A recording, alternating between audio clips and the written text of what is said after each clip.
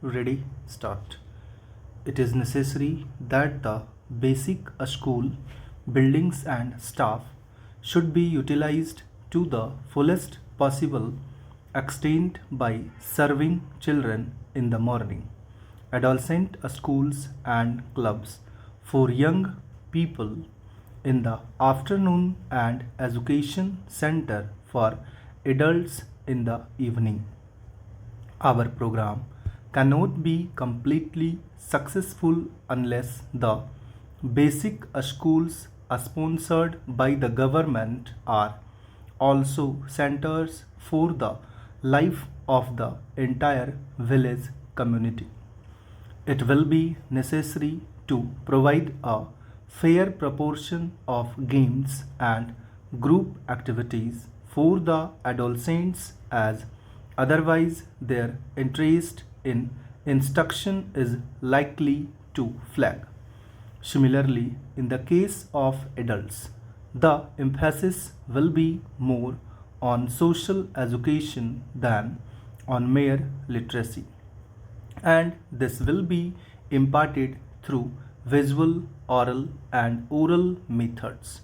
The importance of adequate methods of visual and oral education for adolescents and adults need not be stressed.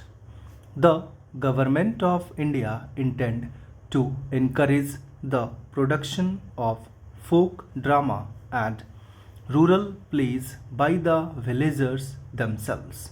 Prizes for the purpose may be given from time to time, and competitions held between different villages or local units. Films can also play a great part in teaching the lessons of citizenship, social responsibility, personal health, public hygiene, physical drill, and other matters of immediate benefit to the community.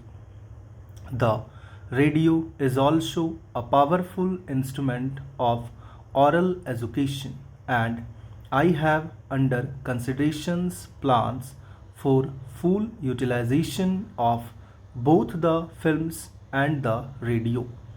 I need hardly say that all our educational program will ultimately depend upon the proper education of women. If women take to education, more than half of our problems will be solved. Educated mothers will mean children who can be easily made literate.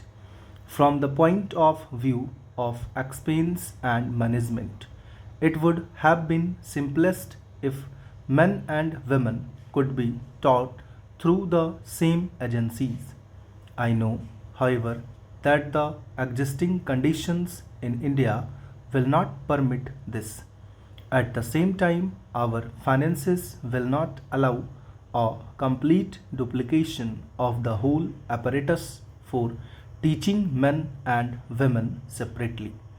I would therefore suggest that for the basic schools, that is, for children between the ages of 6 and 11, the institutions might be co educational. For the adolescents, the solution is to set apart certain days in the week for girls and boys. I would suggest that 3 days in the week may be reserved for girls only. I am grateful to you for the interest you have taken in this exhibition of Indian art and the readiness with which you accepted our invitation to open it, organized by the Ministry of Education.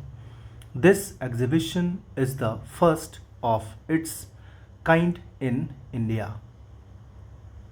I am sure you will agree with me that no program of national education is complete unless it can provide an appropriate place to national art.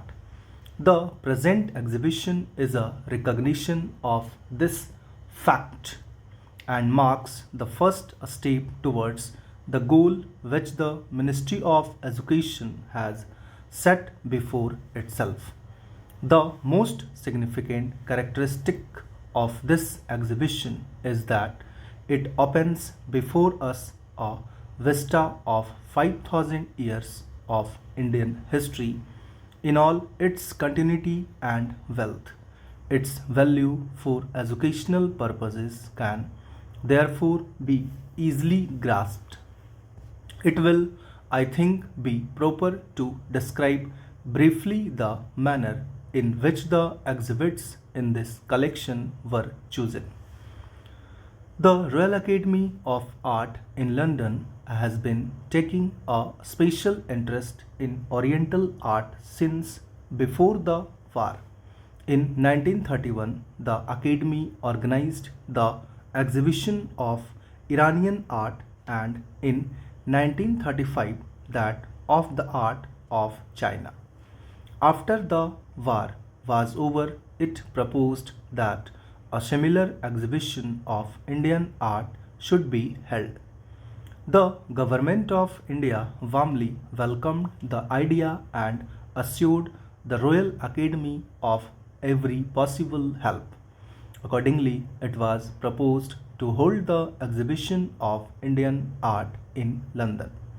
It had been decided that the principle governing the selection of exhibits should be that they would represent that art of India both from its historical and its artistic aspect. Art objects India are scattered all over the country. Some are in the possession of the central government, some are with the provinces, and some in the Indian states. There are in addition many rare specimens in the ownership of private individuals. It was therefore necessary that specialists in art should examine all collections carefully and make their selection. A committee was formed for the purpose with His Excellency the Governor of UP for the purpose. These experts from England came to serve on the committee. They toured all over the country and after careful examination chose about 1,000 exhibits which were sent to England in cases. The exhibition in London fulfilled the purpose for which the collections had been made, and the time came for the return of the exhibits. The Ministry of Education, however, felt that before the exhibits were dispersed, they should once be exhibited in India for the benefit of people here. Stop.